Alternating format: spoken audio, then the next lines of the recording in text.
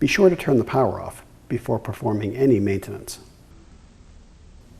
Before performing this service, it is necessary to shut off the water. Find the saddle valve, turn it clockwise until it stops. These components are common to most AprilAire humidifiers. The parts in your model may look slightly different, but the assembly procedure is similar. The plastic component should be washed using mild soap and water prior to replacing the water panel. The panel must be replaced annually. On the back of the box are clearly printed instructions for your model. The spray paint mark indicates the top. Let's slide this together.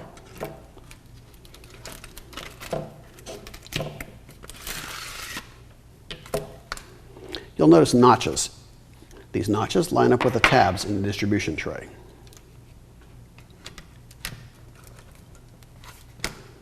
Snap that together.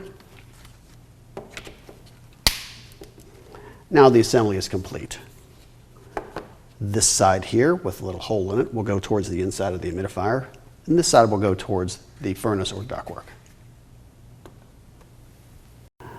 I'm your host, Jay. Thank you for watching. For additional help or questions, please feel free to contact us.